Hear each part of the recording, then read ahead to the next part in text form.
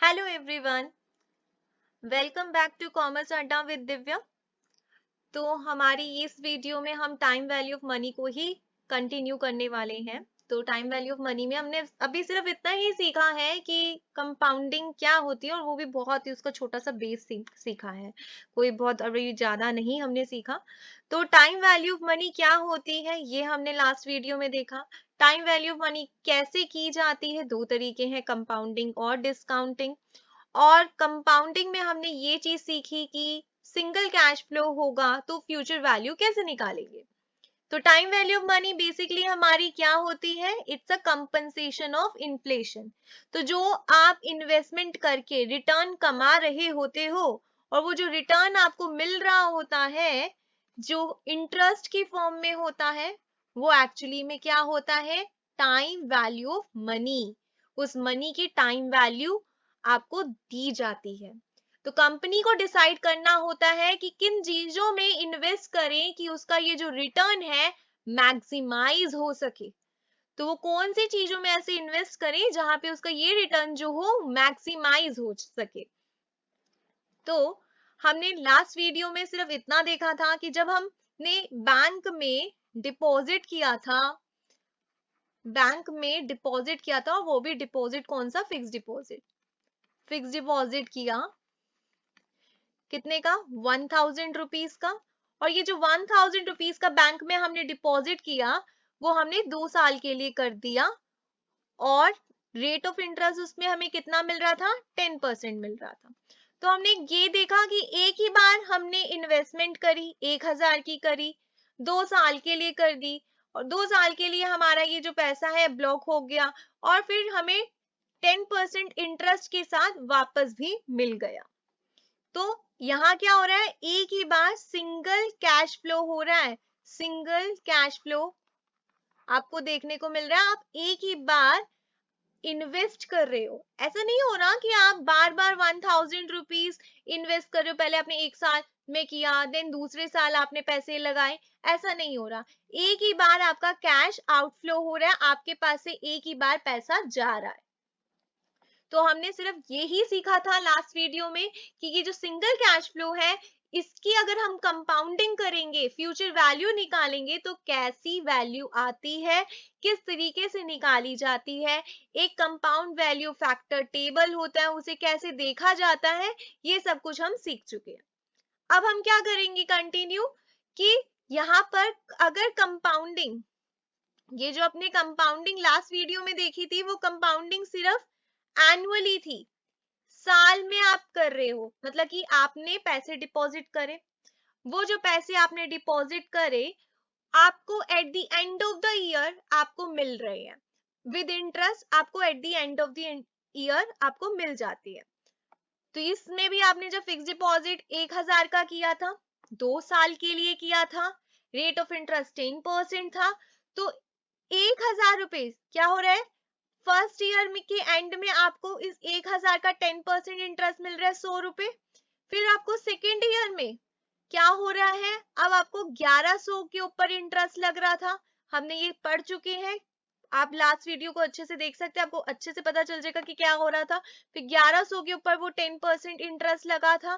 फिर हमने देखा था कि इसमें इसका इंटरेस्ट रेट कितना बन जाएगा, वो आपका कितना हो जाएगा, 110। तो हमें क्या मिल रहा है, एट द एंड मिल रहा है जो भी इंटरेस्ट मिल रहा है।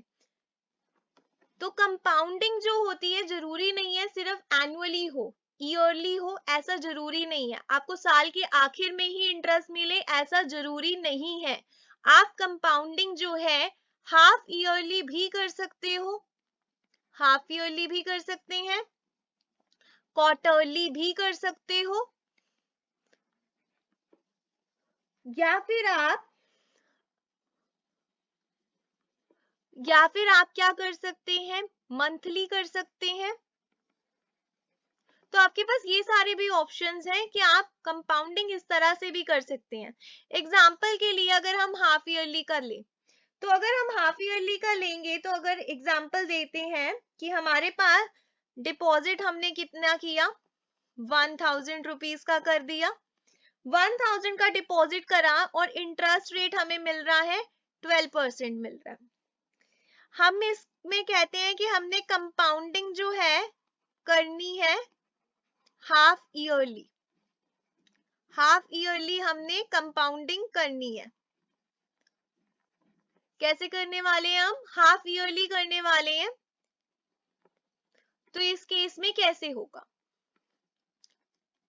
Let's see. हमारा कहने का क्या मतलब है कि ये एक साल है, ये जो आपका ईयर है, इस ईयर में आपको एक बार इंटरेस्ट नहीं मिलेगा, 2 बार मिलेगा। हाफ ईयरली बोला है ना, तो 2 बार, मतलब कि साल का आधा कितना होता है आपको पता है? एक साल में कितने महीने होते हैं? 12 मंथ्स होते हैं। और साल का आधा मतलब 6 महीने। तो पहला आपको इंटरेस्ट मिलेगा 6 मंथ्स में, फिर आपको नेक्स्ट 6 मंथ्स में आपको दूसरा इंटरेस्ट मिलेगा, तब जाके आपका ईयर कंप्लीट होगा। अब आपका हाफ ईयर, आपका हाफ ईयरली है, तो इसका मतलब 6 मंथ्स में आपको पहले इंटरेस्ट मिलेगा, देन अगेन 6 मंथ्स में आपको इंटरेस्ट मिलेगा। तो कैसे होगा ये? 1000 आपने डिपॉजिट करा,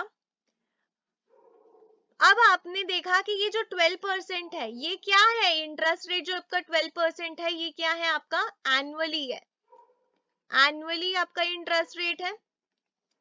इस इंटरेस्ट रेट को आपको आधा करना पड़ेगा, क्योंकि अब आप हाफ ईयरली दे रहे हो।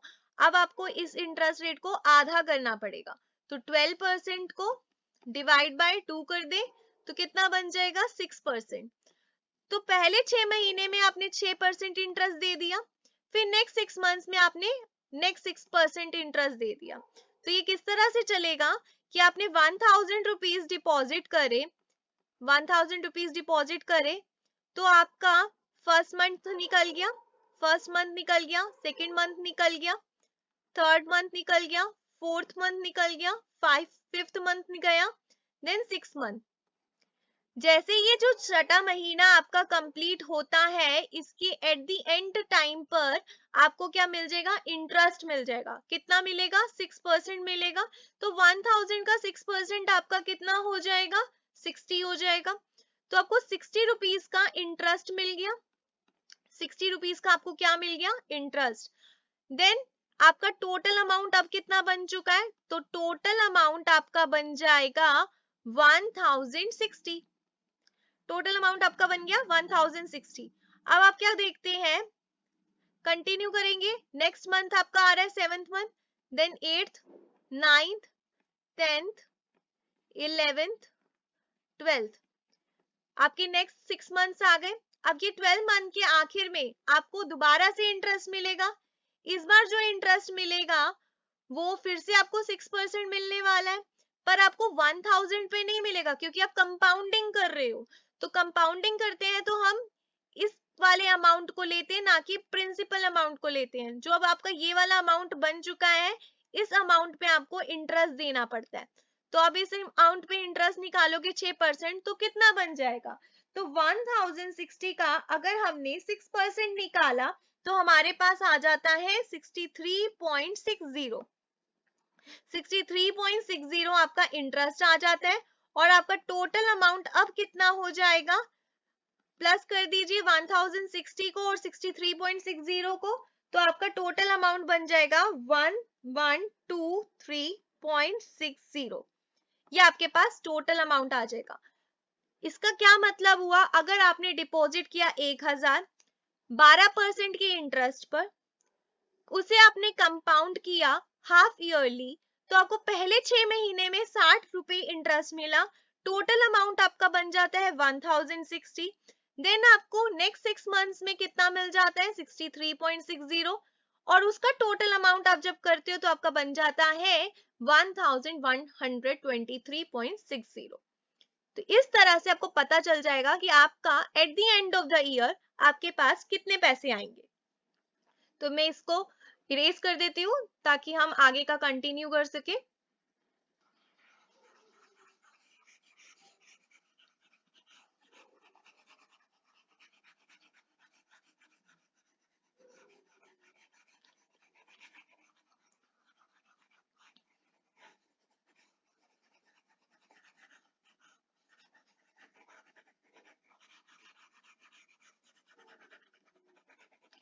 तो अभी तक का हमारा क्लियर हो चुका है कि कंपाउंडिंग अगर हाफ ईयरली हो तो हमें पता है कि साल को 2 हिस्सों में डिवाइड कर दिया गया। अगर कंपाउंडिंग मंथली होती है तो आपको हर महीने इंटरेस्ट मिलने वाला है, फिर तो आपको हर महीने इंटरेस्ट मिलेगा। तो आप इसे इस तरह से लिख सकते हैं 1 2 3 4 5 6 7 8 9 10 11 12। तो जब आपकी कंपाउंडिंग मंथली होगी तो पहले साल में, पहले ये जो मंथ है, ये फर्स्ट ईयर का जो आपका फर्स्ट मंथ है, इसी के एंड में आपको इंटरेस्ट मिल जाएगा। देन उस इंटरेस्ट को अपने प्रिंसिपल अमाउंट में जोड़ोगे, जो भी आपका प्रिंसिपल अमाउंट था उसमें ये इंटरेस्ट को आपने जोड़ा, उसके ऊपर आपने इंटरेस्ट लगा देना है सेकेंड ईयर में, वो जो अमाउंट आ जाएगा। अब आपको उसके ऊपर इंटरेस्ट लगाना है थर्ड ईयर के एंड में। ऐसी आपकी साइकिल चलती रहेगी और आपको at the end of 12th month आपको पता चल जाएगा कि आपका टोटल अमाउंट कितना बनेगा, कितनी आपकी फ्यूचर वैल्यू होगी।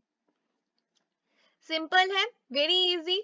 बट क्या इसको भी हम फॉर्मूले के वे से निकाल सकते हैं? Then answer is yes. तो हम इसे भी निकाल सकते हैं और उसके लिए क्या फॉर्मूला होता है अब हम उसको देखेंगे। पर उस फॉर्मूले को देखने से पहले एक और चीज आप सीख लीजिए, क्वार्टर क्या होता है।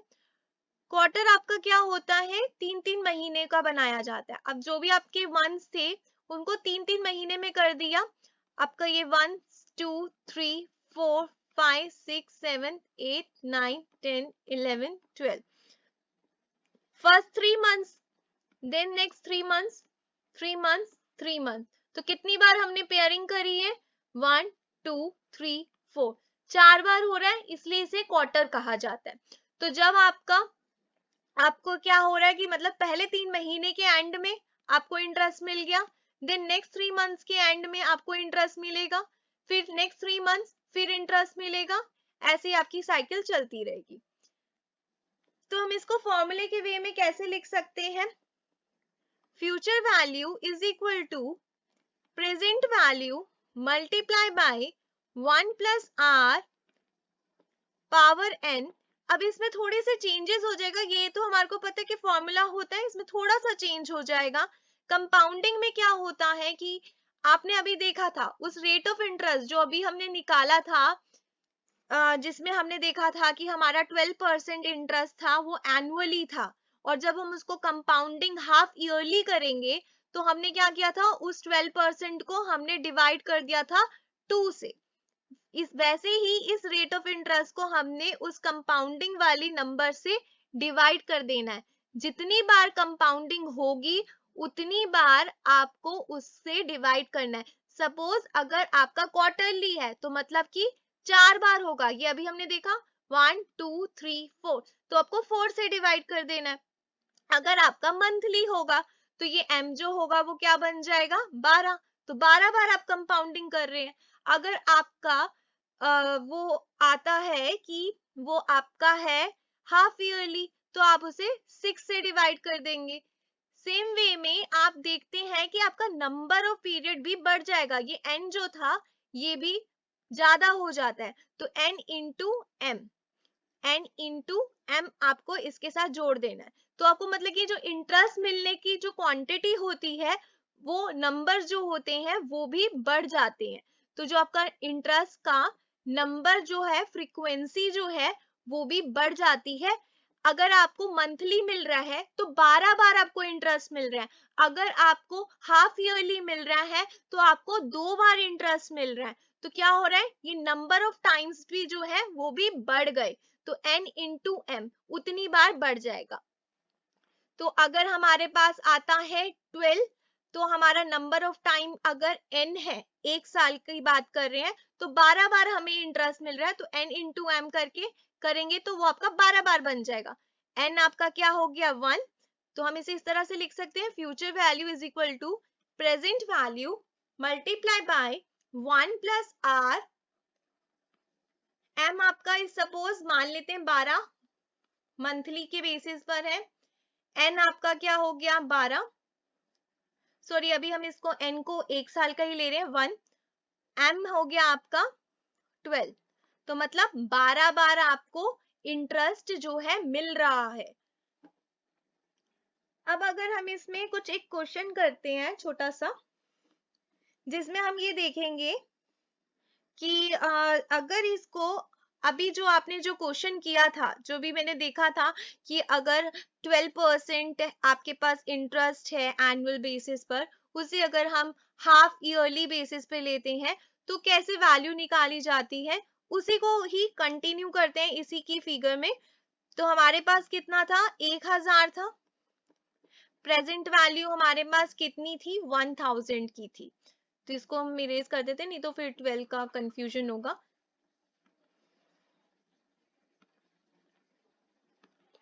तो R divide by M, N into M।